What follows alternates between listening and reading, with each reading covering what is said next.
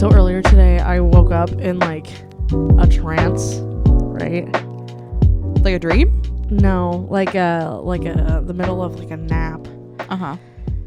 Why is it that I was hearing you listen to a Toad cover of the Peaches song? Because I definitely was. I was scrolling through TikTok. And you know, I love Toad. I just think that, I just think it's so funny and entertaining. Are you laughing at me or are you laughing at the Toad impression? Both. I mean, I'm like, I could do that shit. Post a video, put it on the internet. Peaches, peaches, peaches, peaches, peaches. I love you. Oh my. Out here exposing myself. I'm just like waking up, like I was like laying on the couch taking a nap, because like last night we were all watching Creator Clash, which we will be talking about later. Yes. And I'm just like, as I'm waking up, you know, had a pretty solid like 8 out of 10 dream, and I'm waking up and hearing like, Peach, be my girlfriend. And I'm like, what the fuck is going on? And then Peaches. And I'm like, oh, it's a fucking Peaches cover by Toad. But that's the thing. Like, I know if I'm scrolling through the internet and the rare moment that I find a Toad cover of anything, I'm like, that's Amanda's shit right there. There really is. I don't know why, but I love that shit. I don't know why either. I mean, we all have our things that make us laugh, like, for no reason. Mm-hmm. But, like, damn, like, if I need a 100% guaranteed, no fail, like, I don't know, like, your family member died in a fiery car crash, and I'm like, damn, I need to make this bitch laugh. I'll be like, I got it. Type on the computer with like lightning speed, and I'm like, all right, Kesha song Toad cover, send. And I know that your shit, you'd be so excited. You're like, wow, I don't even care that my family member in a fiery car crash now. It's like Toad cured everything. Thanks, bestie. If you end up dying before me and we are still friends at the time that you die before me, I will make sure that we play one Toad song. Like, you know how they play those really sad, like, montages at funerals that, like, show everybody's pictures and shit? I'll, like, slip it in there. You're gonna play a Toad montage at my funeral? Yeah, they'll be like, you know, they'll play, like, If I Die Young by the band Perry, even though you were, like, 97 years old. That shit always makes me laugh. It's like, oh, 97, gone too soon. And it's like, they lived their whole life. Girl, she almost lived 10 decades. I think she's good. I think she's ready to go. But yeah, like, oh my God, she was gone too soon. She died so young. At 97? 97. Woman was living in a fucking wheelchair looking like that little brown crusty thing from the chocolate episode of SpongeBob. You mean to tell me that she died too soon? I think she died too late. I mean, she did remember when they invented chocolate. That doesn't matter. That means she was here for too long. But anyways, what I'm trying to say is, you're like 97, you're dead. And then they start playing If I Die Young by the band Perry, because you apparently died way too young at 97 years old. Who's even going to be at my funeral at 97? Most of the people I know, my friends, my family, they're going to be dead. Oh, so you're not going to have other generations of family? This is it? I don't know. Anyways, it's not the point. I'm talking about your funeral, not who's going to fucking be there. I don't care who's going to be at my funeral. I'm dead. I mean, yeah. Also, though, if you die, then there's nobody to play that at my funeral. That's why I said if you die first. That's, you know what? That's valid. That's a valid point. I love how you listen to me. I do listen to you. I just had a momentary brain blip goes bloop. Mm-hmm. Yep. So anyways, we play Find Die Young by the band Perry. Mm-hmm. And then I'll slip in fucking I'll slip in like Bad Romance Toad cover. And then we get to that one song afterwards from Luke Combs. It's playing afterwards, like, can't you give me 5 more minutes? And then we play like more of the sad songs. Mm-hmm. And then it's like the rotation happens where the band Perry plays again, and then this weird Bad Romance Toad cover plays again. Man, What a playlist, man. that's the dream for me. I mean, I've said so many songs I'd want to be like lowered into the grave to. Mm-hmm. I couldn't even pinpoint one right now. The fucking Justin Timberlake Home Depot mashup. Yeah. The Sexy Back Home Depot mashup. It is pretty good. Put my ass in the grave to that. It is pretty good. Be like, I'm bringing like, or put me into like the Among Us theme. Like one of us is sus. Oh my god. Damn. The That imposter. escalated so quickly. The imposter has been lowered into the grave. Damn, Carly. It was me. I'm sus.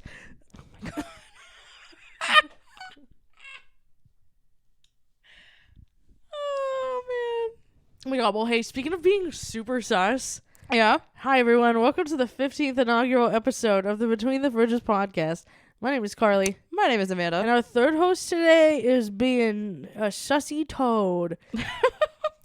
Not a toad like the frog, but a toad like the mushroom toad. The mushroom toads from Mario. Could you imagine how much shit you could get done if you had a toad at your house? I mean, I don't know. Like Princess Peach, she's white and privileged. I mean, that's She's true. white and They were all privileged. around. She's white and privileged and has short people slaves. Damn, when you put it that way, She has slaves. you're The not toads. wrong. You're not wrong. Damn, those poor toads. I mean, they seem to be treated pretty well. But that's like her. Those are her like servants, her militia.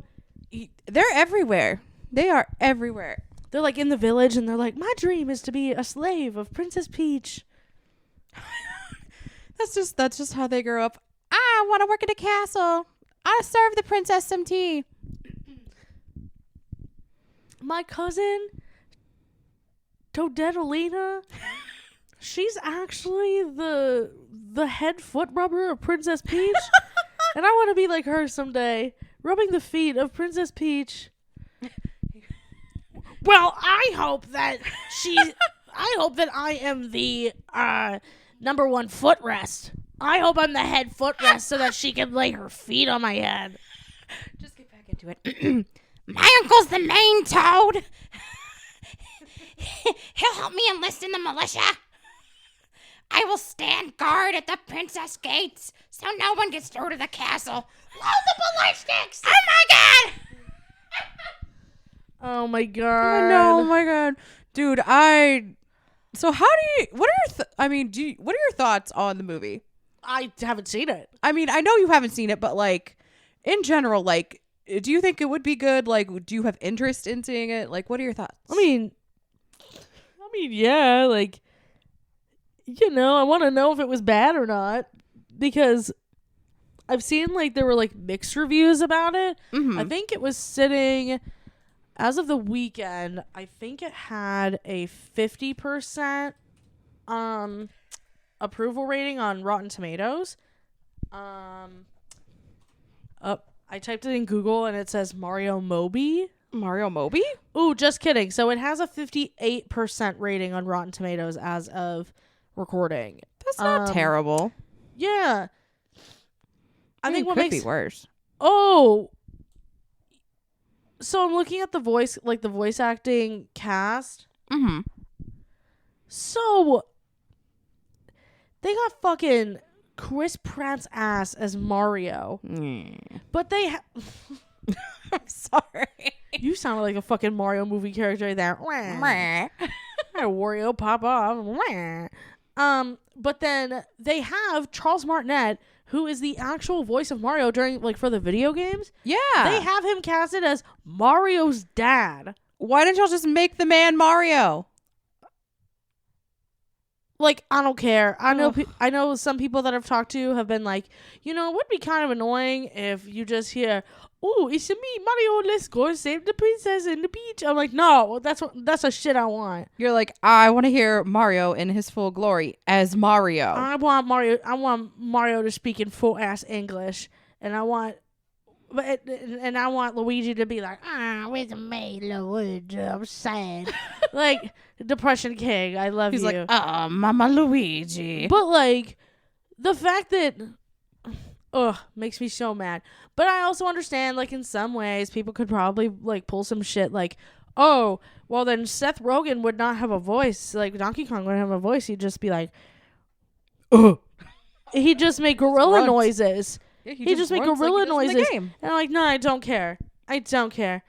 So yeah, I do want to see it just so that I know whether or not it is a bad movie. Honestly, so valid. And to support the love of my life, Jack Black. Yes, I want to just be his friend. He doesn't need my support. Jack Black does not need my support. Why is the first related question about fucking Jack Black say, does Jack Black have a disability? Are you serious? Yeah. That's so mean. No, it's interesting. He's been married since 2006.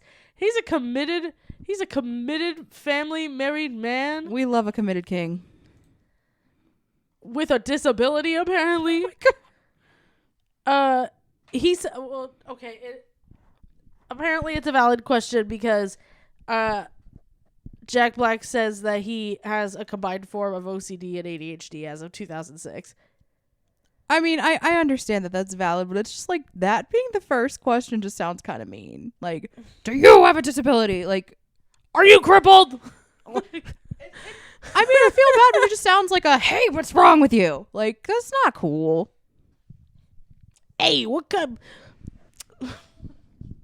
It's okay if you have a disability because you're not disabled. You have disability to make you unique. Oh my. No. Disability is cool. Oh my god. No, I just want to be his friend. I feel like he'd be so much fun to just hang out with. Have a good time. You don't want to fuck Jack Black? I mean, I never said I didn't want to fuck Jack Black. You just said you wanted to be his friend. I would want to be his friend, but I also would fuck Jack Black, so, So you want to have a friend with benefits with Jack Black? I mean, man is married, so either way, not happening, but... Okay, in the alternate universe where nobody gets married, and it's just you yourself... I would fuck Jack Black, yes. Wow, finally. Hands down. Well, hey, speaking of using your friends, I think we just need to start this off early because of last week's episode. Mm-hmm. Just as a precursor to this conversation, are we turning into a wrestling and fighting podcast? I would like to expel the rumors. There haven't been any, but I would like to expel the rumors that aren't existing right now. We are not turning into a fighting and wrestling podcast. No. However, last night, as of recording this last night, was Creator Clash 2. Yes. And I said a few months ago in episode 5 that we were going to make an episode about this. So you have been warned. We are now going to talk about Creator Clash 2. Amanda, can you, would you like to remind the audience of what Creator Clash 2 was? Well, is? Yes. So, okay. So, obviously, a lot of us take in internet culture. So Sure. basically, Creator Clash is a influencer boxing matchup where they pair two people up to have a match. And all the monetary benefits from this match, they are donated to different charities. So I think that's really awesome. And all the people involved were very excited to participate. Like, we had some really awesome matches. And of course, like I said, I don't know much about boxing, and then even some, internet creators I'm not familiar with either. But I thought it was a very fun show, a very good time. I like I said, I think I was mostly just confused when it came down to the technicalities, like how they organized the matches, because I know it wasn't your typical, hey, this is exactly kind of verbatim how boxing matches are supposed to go. But yeah, it was interesting in just seeing the dynamics and how things were broken down. Yeah, so I definitely thought it was interesting to watch it live this year as opposed to watching it next day of, as we did last year. So, yeah. Is there anything you would like to add that you think I have missed? No, just Queer Clash is just some YouTubers boxing. Cool stuff. I know some YouTubers, some TikTokers, some some Twitch streamers. Just people with decent sized followings. Boxing. Oh yeah, for sure. Some of them trained for a really long time. Like, I think the longest training time I heard somebody say was 9 months. And the shortest was 3 weeks. Yeah, that was crazy. I'm just like, holy shit, you've been doing this for 3 weeks. Yeah, we'll talk about that, because I know that there were a couple last minute changes to the card. Oh yeah. Because originally there were two fighters that were supposed to compete. I Did a Thing and Fitz, but I think both I Did a Thing and Fitz had they both experienced like concussion injury, like muscle spasms, like something along the lines that they couldn't get cleared, and so they were both going to be fighting against each other. Oh. So they just took that entire match off the card, and that's when they got replaced by Michelle Carre and Andrea Botez. Gotcha. So I'm trying to think of what else. And then, the whole Froggy Fresh drama of him saying that if he lost to Chris Ray Gun, that he would subscribe to Anissa's OnlyFans, and then him not competing, but him training with Sam Hyde, who is a very known white supremacist on the platform. And so the commission decided to knock him off the card and replaced him with William Haynes. But William Haynes ended up only having 3 weeks to cut his weight in order to compete. So other than the Chris and Will height differences, like big height difference, and kind of a little bit John Hennigan and Harley, I think there was a little bit of like a height difference. Dude, I didn't realize Harley was that freaking tall. Harley's 6'5", man. You didn't realize that last year? I don't remember what they said his height was, but I'm like, holy shit. Well, yeah, because he was like towering over, I think it was a pretty similar height difference between him and Aaron last year. Like, I don't remember the stats, if we're being totally honest, but I'm like, holy shit. And of course, they definitely had a height difference. I remember that, but yeah, John Hennigan was billed at 6'2", and then Harley was billed at like 6'5", 240. Crazy. But yeah, we will get to that. So we're gonna run down the matches, each one, and at the end, I'm gonna is there any particular match that you had, like matchup, from what you remember last night that you would say was like your favorite, the one that had you at the edge of your seat, like would want to watch again? I mean, right off the bat, I feel like they got you in and got your attention. Like the very first match, with Jack Manifold Yes. and Dakota Olave. Yeah. Holy shit, that They shit came was out the gate. wild. They did incredible. Like to really set the tone. Oh yeah. It was amazing. I would say like that fight between those two, like how bloodied and brawled that they had, reminded me very much, even though like the commentators had said that the first match this year reminded them of the first match last year, I would disagree with that, because the first match last year was Dad and Matt Watson. And oh yeah, that's right. They were first out the gate. Dad squashed Matt Watson in like 17 seconds. 22 seconds, they said. They billed it at 22 seconds this year. But to me, the Jack Manifold Dakota Olave match reminded me a lot of Alex Ernst and Ryan McGee's fight from last year. For like how they were able to go that 5 rounds. Yeah. How like Ryan and Jack both broke their noses. Yep. Or like just fucked something up in their nose. And so like by the end of it, like you see like Dakota's gloves are just like covered in like Jack's blood. Yep. And Jack's face is just red of his own blood. Oh yeah. His nose looked really fucking crooked and yeah, shit. it was really gnarly. Yeah, I agree. That's one of the one of the really great ones. I think they really set the tone for like, I don't want to say the expectation of the evening, but for lack of a better way of saying it. Like, anyways, you keep going. No, you're good. You're good. I was also honestly really excited to see Abilene Sabrina, like just how she came out. We're doing that same thing where we're doing it in the order of the matches. No, I know. Oh, no, I'm just saying what comes to my brain. Were they really the second match?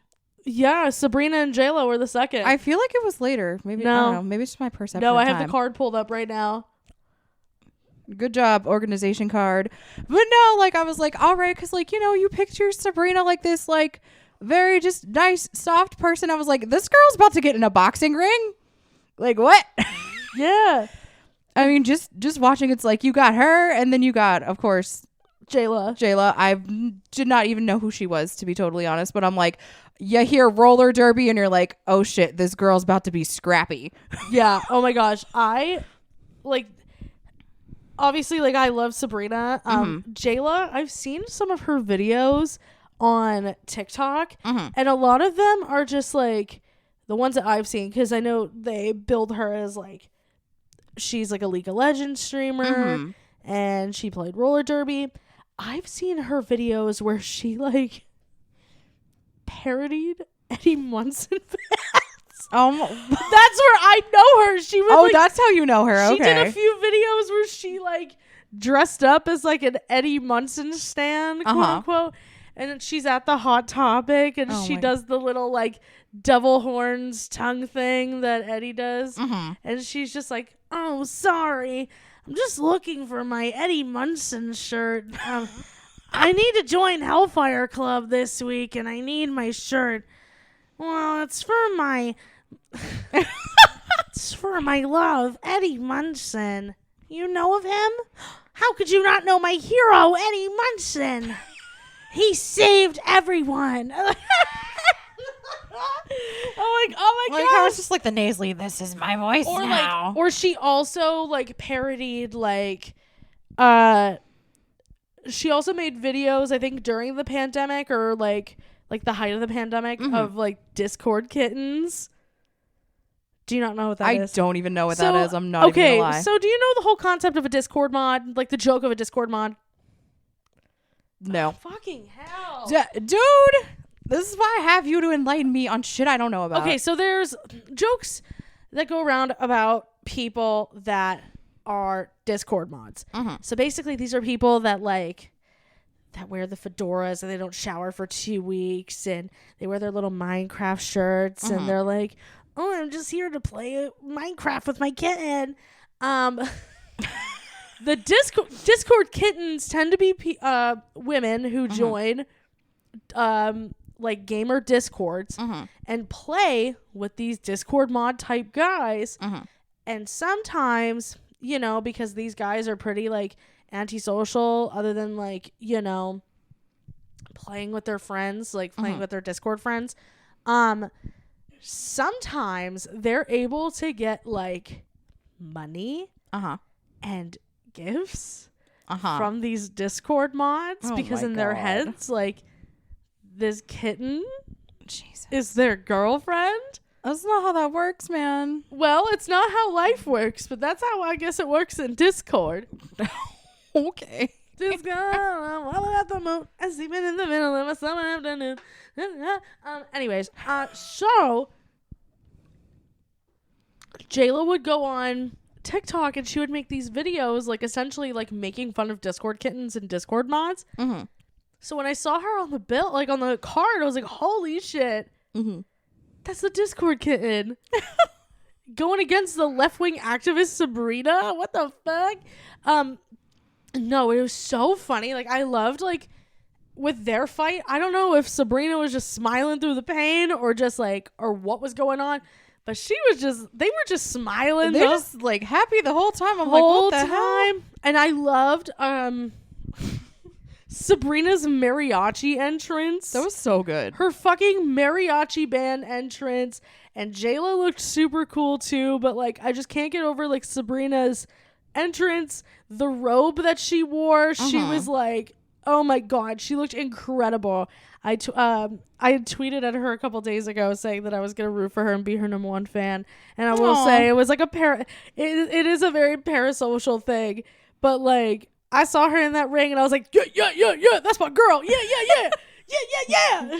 Well, dude, no, that's valid. That's so valid. I'm just like, all right, put your gloves up, man. Protect your face. And she's just like smiling and just trying to hit her little punches. And I'm like, I'm just like, I think she busted her nose a little bit too. Oh yeah, like I think she was bleeding at one point, definitely. Yeah, I think it was more her lip. I think she and Alana Pierce.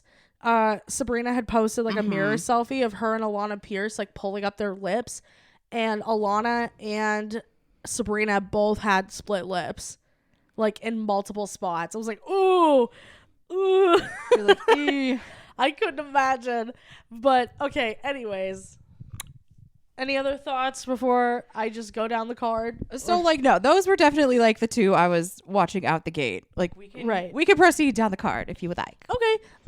So the next fight was Dad and AB Ayan, also known as Star Killer, who's one of the producers of the H3 podcast. Dad and AB both fought last year. But obviously, Dad fought Matt Watson, and Matt was not fighting this year. We'll talk about him later. And then AB fought his cousin Hundar last year, whom we also will talk about. He did fight. But they didn't want to fight each other again this year because they're both cousins. Which is valid. So they were like, maybe not. So Dad got matched up with AB. Now... Dad. That's fucking crazy. Dad is fucking nuts. I feel like I'm in this weird middle ground about Dad. Well, especially after what you told me this morning when we were talking about Creator Clash 2. I'm just kind of like, what? Yeah, so like his entrance running down the fucking ring and doing a fucking front flip into the ropes and like incredible. That was the funniest entrance I'd seen the whole night. I was crying laughing. It's like, sir, how are you 42? Where do you have this energy from?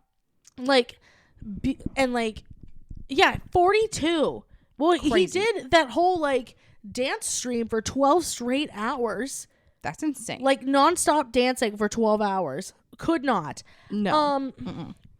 So like, that's great. But I know that last year, because last year he beat Matt in a 22-second fight. Yes. And from what Matt was saying on the Super Mega Cast last year, I think he was trying to tell the ref like that he was good to keep going, but the ref mistook it And that's why he called it. Oh. And so, like, Matt was like, he was really disappointed in the fact that, like, he wasn't really able to, like, show off what he learned. Right, to even try. Because Dad went fucking nuts.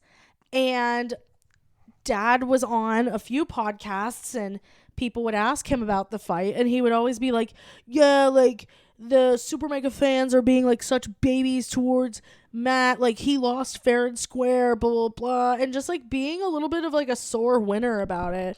Like, it's not that big of a deal. This whole shit is for charity. Sure, you may get some money out of it. Congratulations. But the majority of the money is going to charity, man. Right. It's not about you, dude. It's not that big of a deal. So anyways, Dad comes out, goes up against AB, knockout at the end of round 1. Yeah. AB, from what I've been reading online since last night, I think this could be wrong. I heard that he's in the hospital because he has, like, bruised ribs and a concussion. Oh my God. But Dad was going crazy. Again, like last year. Yeah, he's just one note. Like, no change, just fucking one note. And, like, I understand that there's always going to be a risk when it comes to, you know, as a fan of professional wrestling, there's always going to be a risk when it comes to contact sports. Right. However, you do also have a responsibility to do your best to make sure that the other person that you're fighting is safe. Absolutely. Is there going to be a broken nose? Yes. Sure. It is. Is there going to be some sort of mistake sometimes? Absolutely. Yeah. But if you are just going in fucking guns a-blazing in a charity event, like, that says more about you than it says about anybody else. Yeah. And AB did his best. He did really, really well. But, you know, you can't really do much when you can't breathe. Right. No two ways about that. Yeah. So the AB match, well, AB and Dad, yes, it was funny. Dad calling out the entirety of the WWE to fight next. Hilarious. Yeah. I'm billing it now that Dad is going to be the Undertaker of Creator Clash. He's going to have like a 20-some year streak that nobody's going to be able to fucking beat him. So he's still going to be fighting when he's like 65? I think so. Yeah. And like the only person that's going to be able to beat him is fucking Roman Reigns. Just Roman Reigns pulls up to Creator Clash 2, just walks out. Nobody knows what the fuck is going on. You hear that music and it's like, oh shit. It's the head of the table, the tribal chief. The tribal chief is here. Roman Reigns. So the next fight was William Haynes and Chris Raygun. I was kind of excited for this one. I used to be a big fan of SourceFed. Oh yeah. Years ago, William Haynes was a cast member on SourceFed. And I was like, what the fuck has he been doing? And then, you know, he's like, hey guys, I'm fighting a Creator Clash. I'm like, where the fuck have you been, man? And then Chris, I've just, you know, heard his name. But like, let me tell you, Chris Reagan? I don't know. He just got some energy. And I'm like, you're like, all right, man. All right. Where's the 2-beat simp of the week? I'm putting that right there. You're like, he's a maybe simp of the week. Not even a maybe. Like, a man with a strong jaw and a big nose. Simp of the week. You like fat girls, Chris? Anyways, he's one of the simps of the week. Well, I'm sure there'll be more. I'm sure there's always more with me. I'm not on my period anymore, so I can't even say that it's because of my period. No, but William Haynes did defeat Chris Raygun in round 2 by knockout. They did a great job.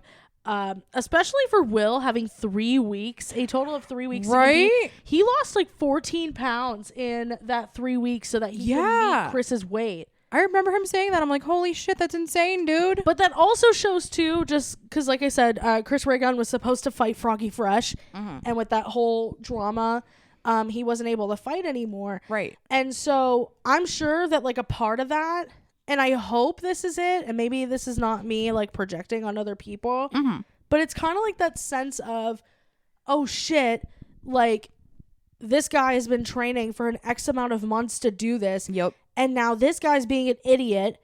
And basically, like, if I don't get to wear, like meet his weight, all that training that he did is going to be worth nothing. Right. So I could see that as being some sort, like, if, I don't know, if you're a decent person, I could see that as some sort of motivator to be like, I'm not training and, like, losing all this, like, weight and cutting and whatever. I'm not doing that just for me.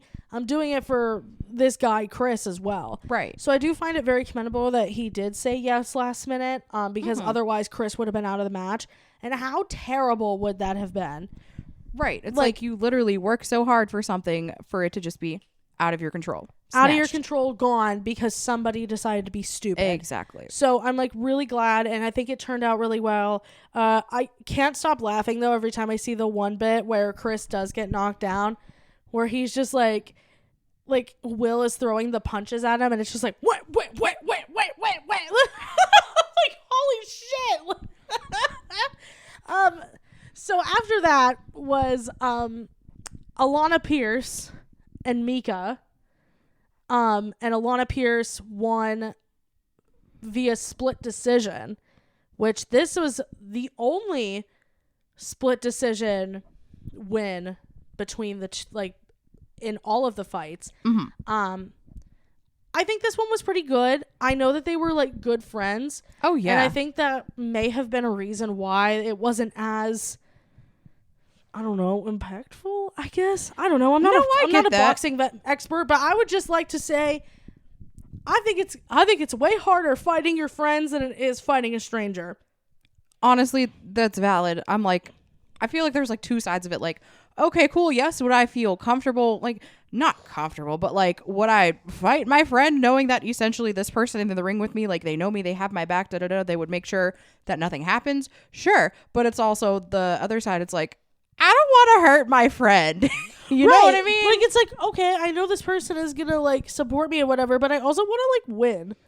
That would be like you and me boxing. I'm just like, I can't punch Carly in the face. I'm going to break her nose and then I'll cry because I'll make her bleed. I don't know. Like, but also, can you imagine? But also, how awkward would it be if you and I were in like a boxing match against each other, and let's say like hypothetically you and I broke each other's noses. One of us has to come out the winner, and then we have to come home. Right, that'd be awkward as hell. I'm just walking Hell out. no. Black eyes, broken nose, just like, hey. Hell no. Like, put me up against Roman Reigns. I'll punch that motherfucker. Like, put me in the ring with a stranger, please. I'll punch that motherfucker, and then he can punch me with his penis. Like, just...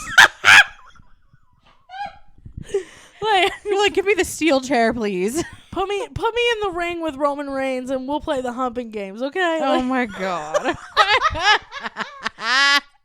But yes, Alana, Mika, split decision. Alana won. Alana's fucking whole getup, incredible. She looked so fire. Like, she was a developer, I think, on God of War. Yeah, I think that's what they said. I was like, oh my gosh, slay. Also, Mika, if you're looking for a girlfriend, hit me up. Anyway. Up next is Myth and Hundar. I think this whole episode is going just to be us talking about Creator Clash. You know what? The card was full. I promise, There's guys. to be said. I promise y'all. Next week we're not going to talk about any fighting. We're not going to talk about any brawling. None of that. We're just going to talk about goofing and gaffing. But, anyways, up next is Myth and Hundar, and Myth won during a round 1 TKO. Yes. But. It was a very similar thing to AB. Yes. Where I think he has like a bruised rib and his fucking bicep pot. Ooh. And he went on Twitter and posted a video, and he's just like, "Mommy, help! Myth broke my bicep and it popped. What do I do?" Oh my god. Oh my god! But Hundar. Yeah. Hundar looked so good. I was like, this shit. Anyways, there's not much to say. Myth did a great job. Really Hundar did. did a good job. Myth knocked Hundar out. The fact that like when Myth punched Hundar for that knockout, Hundar fell and immediately went up and was like, "What's up? What's up? I'm ready." Like, dude, no, you're not. They're like, "No, you not. are so not ready. Your equilibrium off. Yeah, like you're dead, King. Okay, up next is Haley Sharp versus Marisha Ray of Critical Role. This was great. This was really Haley good. did such a good job last year against fucking Justin Minks. And I think this was a really good like redemption. Like even boxing doesn't have a fucking storyline.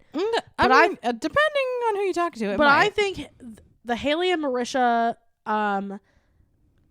match really had a nice like storyline wrap up because Haley was like, I don't want to do this again next year. So she did really good though. So Haley like winning against Marisha, and Marisha did a great job. Oh yeah, she was another one like I think had a broken nose at some point. So like at the end, like Haley's got like a cut on her face, Marisha's got blood on her nose. I was like, ooh, that's a brawl. This shit's crazy. Okay, they sold it though. They did a good job. Up next, this is one of the ones that I knew both people in the matchup, so I was really excited about it. Erin Hansen and Jarvis Johnson. Yes, this match was so fun. Just Jarvis's attitude was just fantastic. It was so funny. Jarvis just seems like now Jarvis. Okay, he's just a chill fucking dude. Jarvis is a person that like. Well, Jarvis and Jordan Adika, they both host the Sad Boys podcast. Highly recommended. I love the both of them. Jordan and Jarvis are like two people that I would love to just sit and have a drink with. But Jarvis the whole time, he was just like, yeah, like I'm ready to go. Like I'm ready to do this. Aaron, like in his fucking Sailor Moon-ish outfit. Right, Sailor Moon get up. But like his little sparkles, like he was just, yup. Right. And they fought. They did great. Aaron defeated Jarvis in round 2. Yeah. Via TKO. And I think this is another like great redemption where, you know, Aaron was, for lack of a better way of saying it, destroyed. Yeah. Destroyed by Harley Morgenstein last year. Oh, yeah. So I think this is a great, like, hey, this is a match that's more my speed, more my equilibrium. Like, oh, yeah. Yeah. So think about it, last year, it was like, just going in the stats, I'm just like, dude's kind of fucked. Yeah. This year, like, it was kind of like I don't know. Like, I don't know who's going to take this one home. But Aaron did a great job. And I love Jarvis, like, maybe less than an hour after the matchup going, hey, guys, this was really great. And I'm so excited to announce I'm never doing this shit again. That was so good. Oh, my God. I was like, you know what, King? I agree. Don't do that to yourself. Up next was Michelle Carey and Andrea Botez. This is the matchup that I feel like felt most like a boxing event. Like, this felt like something that I could like turn on the TV and like watch a professional boxing. Like, and I don't know why.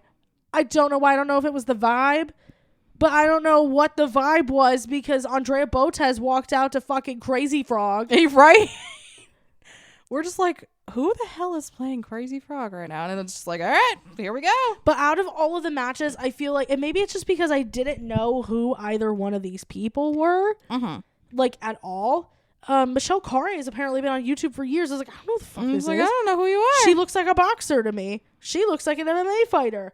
No, but they did incredible. And I loved Michelle's, like, ending bit, just, like, talking about how, you know, her whole channel is about doing things that are, like, that cause discomfort and trying something new and all of that. And so I really loved her like ending speech and all of that.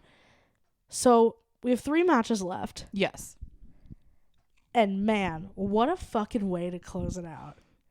First up was Leon Hart and Ethan Nestor. Ethan against fucking Pokemon Man. Oh my God. Like, it's going to sound mean, and I'm not a judgmental person, but I'm like, sir, your entire personality is fucking Pokemon. Yeah. Like, what the fuck? His shoes were painted with, like, Pokemon elements. His shorts had Pokemon elements. His robe. Everything screamed Pokemon time. And then what is it? He said, like, he did a website or something. We're all looking on what the fuck this website is. Yeah. Which it fucking crashed for, like, 2 minutes because everybody's like, what the hell is this? Yeah, which, like, actually, speaking of, because they were like, yeah, he owns rarecandy.com. I'm just like, and I'm like, what is this? Pokemon collectibles and shit. Yeah, that's what it is. Rare Candy is a legendary collectible site for fucking Pokemon cards. Yeah. And I was like, I'm just like, cards and memorabilia and shit. And I was like, okay. I mean, I will admit, having the, the original sticker to Pokemon, walking you out, singing the theme song, that was kind of cool. That was cool. That was probably the coolest part of his entire bit. That was cool. He had fucking Jason Page come out. I was like, you just hear his voice. We're just like, wait, what? Like, that's the original Pokemon man. Because I thought it was a recording at first. And I was like, no, he's actually singing. Yeah. And then obviously, our beautiful boy,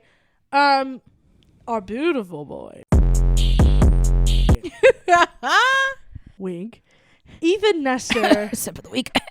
Ethan, yeah. Ethan, I'll admit it. Oh my God. He did a really good job. Ethan was fucking jacked. Ethan, what I love about this whole thing, again, my brain goes to professional wrestling storyline, shit like that, but I know that this isn't a storyline. This is real life. Mm-hmm. Last year, Ethan was, I think, at his home, mm-hmm. watching the original Creator Clash. Or maybe he was there. I don't know. But regardless, he was tweeting the day of last year's Creator Clash saying, I want in. I want into this. And so I wouldn't be surprised if he was one of the first people they asked, because he was the one who trained for 9 months. Yeah, so he had the most time to get in shape and get ready to go. And I think last year they did this in May. I think you're right. So I wouldn't be surprised if he started training in June. And then, matchups in April. So, like, June, July, I'd say. And, like, this was a huge thing for him. He, like, I'm really, like, it's a parasocial pride. And no, that's totally understandable. It's a parasocial pride of, like, seeing somebody want to do something and then succeeding at that thing. Yeah. And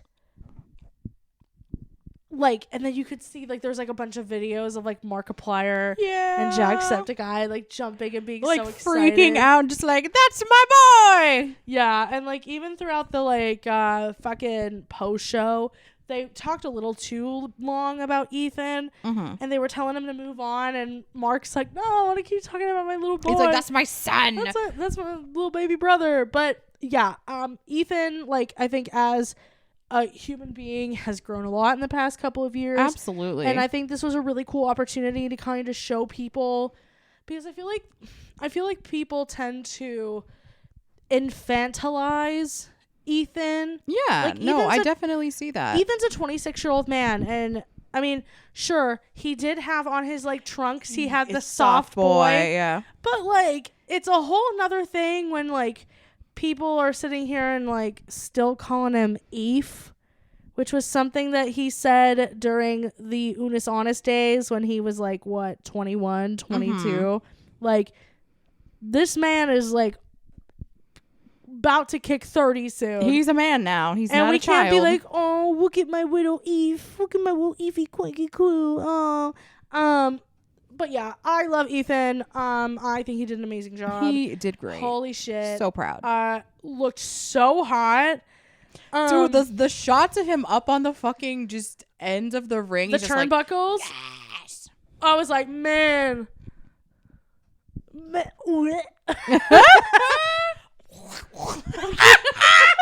I'm cutting that part out. He's so proud. All right, so we have 2 more. Holy shit, this segment's going too long. Co-main event. John Randall Hennigan, known as Johnny Impact in TNA Wrestling and John Morrison in the WWE, versus Harley Morenstein of fucking Epic Mealtime. That was some crazy shit. The way that John literally punched Harley out of the ring. Yes, that was wild. And onto a fucking table. And he's like, I'm up. And he's like, getting back in the ring. I'm up. I'm good. I think Harley probably got knocked. I feel like Harley and John were the only ones that they really did the full 3 knockouts. Oh, thing. yeah, definitely. I missed whether or not that they were implementing it for that match, but I know basically they did it so it was like a one and done for everybody else, including the main event. But yeah, and then obviously John won via knockout. I think it's very interesting, not in a bad way, but like I think it's interesting that Dad and John are friends. Oh, are they? Oh yeah, I didn't know that. I told you this. Did you? Did we talk about this last week? Yeah, I don't remember. Last year, Dad was walked to the ring by John Randall Hennigan. This year, Dad was also walked out by John Randall Hennigan. During the interview, John is standing right behind Dad and Esfand. That's right. I did forget about that. And then John was at ringside. And then for John's entrance out, he had fucking Hacksaw Jim Duggan, WWE Hall of Famer. Holy shit. And then as John's walking out, like behind him, he has like his little entourage of like former like WWE, former and present WWE wrestlers and like talent. Like I know he had like Mojo Rawley. Dad was there with them. Hacksaw Jim Duggan. Fucking LA Knight was walking down. When I found that out, I screamed. I love LA Knight. I was like, what the fuck was LA Knight doing there? He's so funny. Anyways. Then the main event. Yes. But first you have to talk about the national anthem. Yeah. Freaking Super Mega Man. The national anthem with my boys, Matt and Ryan of Super Mega, going up in their patriotic suits and overalls. Oh, that was a sight to behold. Playing the electric guitar, singing a tune so beautiful. And then at the end, Matt rips his chest open to show off his blood and ribs. He was wearing a prosthetic His fake chest piece. His fake chest piece. And then he and Ryan kiss in the middle of the ring and walk out. I love right now because I posted a tweet about it last night, like immediately after, saying like it was the definition of true American values. And me and another Super Mega fan, mainly the other Super Mega fan, is getting trolled by this conservative guy named Trump Nation. Ew. Talking about how like, this is a disgrace to fucking America.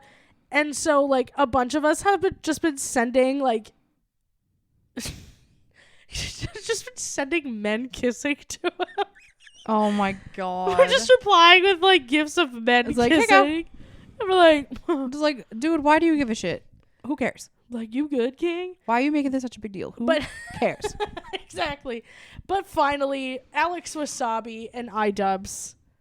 Alex Wasabi beat iDubbbz. Yes. Via majority decision, but it was like the tiniest majority decision. I want to say that there was, I don't know, like 38. The way that they did, I'm not exactly sure, like, how they do the, like, metrics when it comes to, the points, the pointage scores or whatever. Right. But there were essentially 38 points. Well, they were passing out 76 points between the two of them. And when they were distributing the points, one judge scored them 38-38, so an immediate tie. The other two scored them 39-37, giving the majority vote to Alex. And, like I said, I've seen, I haven't said it on this podcast, but I said it earlier today. Alex Wasabi was involved in one other influencer boxing event. And it was like a very stereotypical influencer boxing event with like the fucking Austin McBrooms and all of that. So it was in November. Maybe it was in March. It was in March. So March of 22, Alex Wasabi actually was involved in his first boxing match against Deji. Okay. In this like Showstar Boxing UK versus USA fight. Mm-hmm.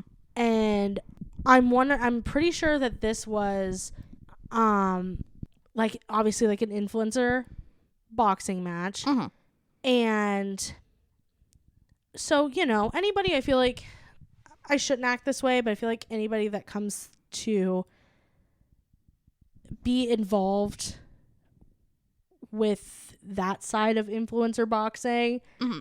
I'm immediate like, ew. Because that's like your Jake Pauls. That's your Austin McBrooms, your Bryce Halls.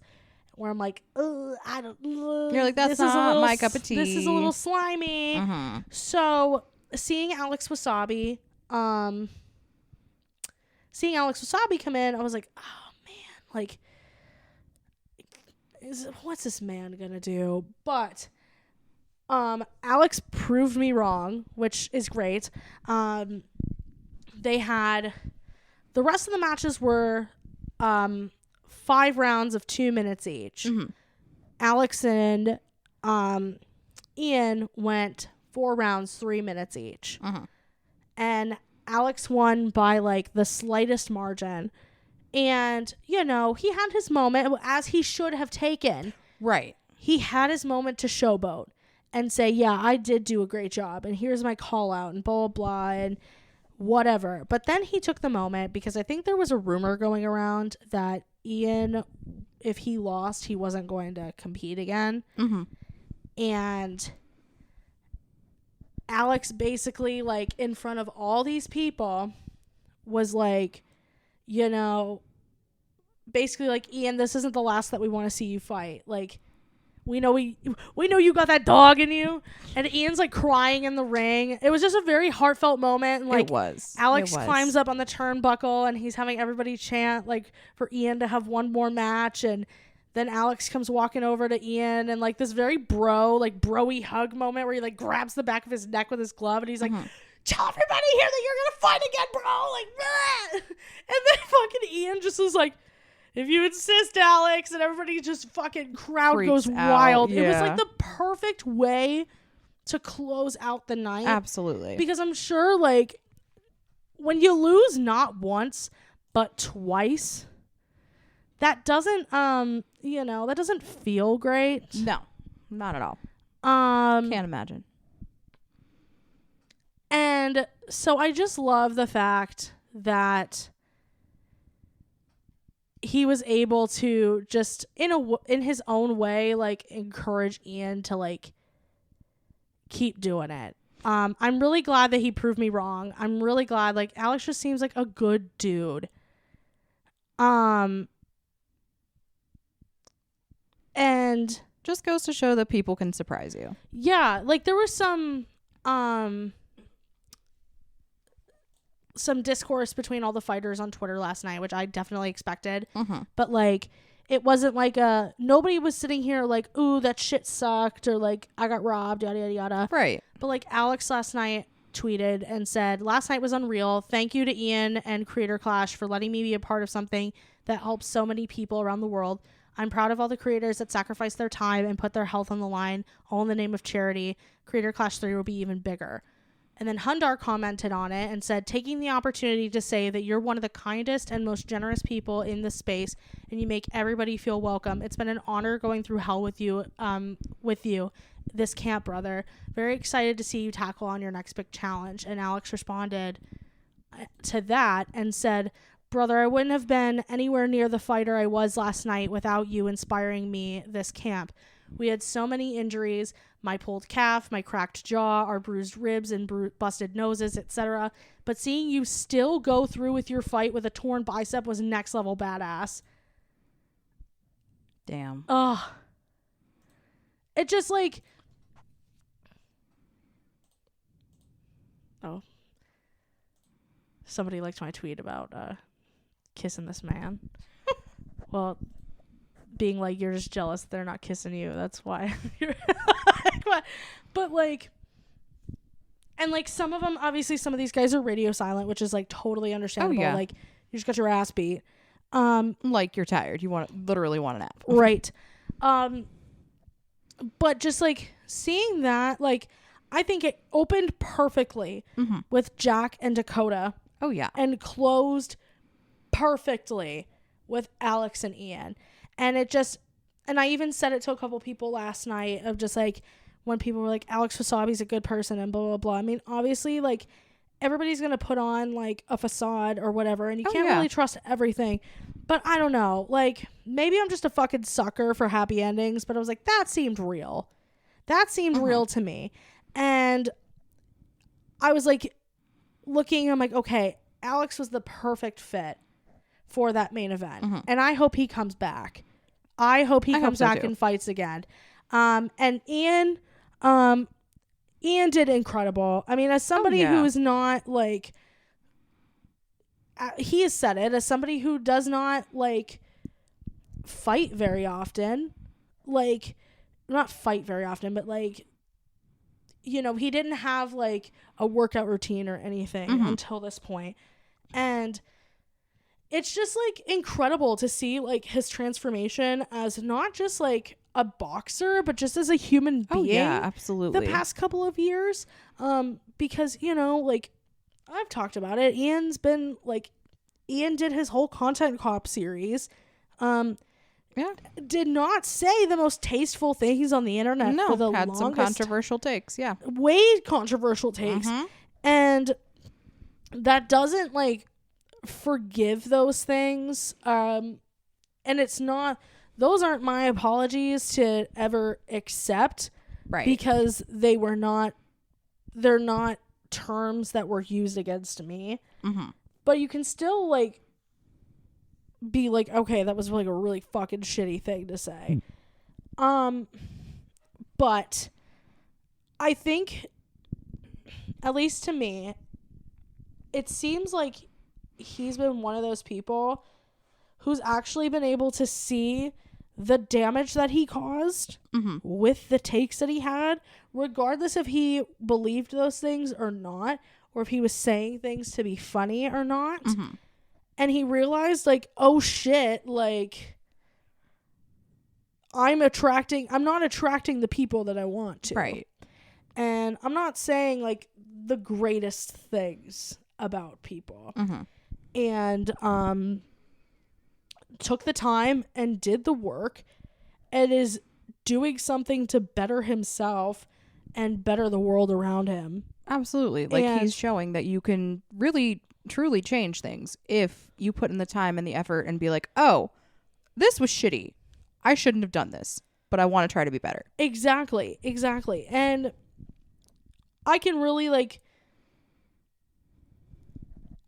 I can't say that what he did was okay and what he said was okay, but I can sit here and commend the change that he has made so far. Right. And hope that this isn't just like the cap off, essentially. Oh, yeah.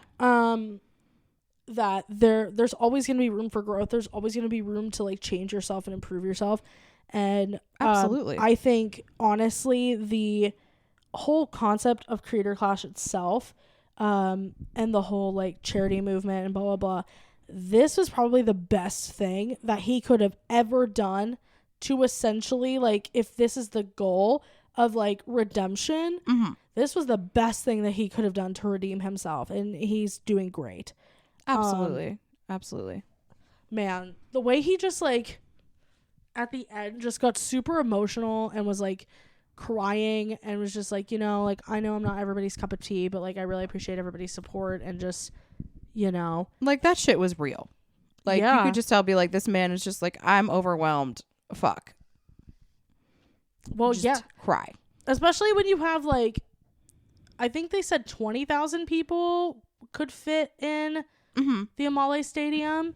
So when you have 20,000 people like cheering you on and shit, because like, especially when you like listen to and watch the match, most of them are not there cheering for Alex. Right. Most of them were cheering for Ian. Absolutely. So, of course, all these people are going to be like, yeah, bitch, get in there again. And I hope he gets in there again. And you know what? Too. if Creator Clash 3 happens and he ends up being the main event again, I hope this is the one that he can take home. Absolutely. And I think the win is going to be so sweet. And if he wants to retire after that, that's totally fine. I'm not here to tell anybody when they can or cannot retire. Right. But I've done so much fucking talking. Dude, you're good. You're good. It's fine. Who cares? I care. I don't. You can talk about whatever the hell you want. Well, hey, speaking about talking about whatever the hell we want. Hey guys, thank you so much for coming to the 15th inaugural episode of the Between the Fridges podcast. Amanda, I'm going to give you all the time in the world for you to talk about whatever you want, because this episode was just all Creator Clash. So, Amanda, It's totally take fine. it away. I don't really know what you want me to add. I don't have anything to say this week, guys, other than thanks for listening to us talk about Creator Clash and Mario. And she's literally just sitting here, put her microphone down. I can't take her seriously right now. I got nothing, man. That's it. Also, just kidding. I do have something. Carly's birthday is next week, so she's gonna be turning 30. So if you guys have any suggestions for our next episode or want to shoot her some love about her birthday, that would be great and appreciated. Okay, I'm done.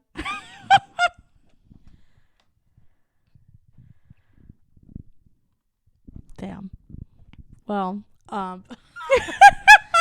well, Or if you want another weird fanfic, send her one. She'll read it. yeah. You won't do it. Obviously, I will. You won't send it to her. I'm challenging you. Send it to her, guys. They won't. They won't, so they better prove me wrong. They won't.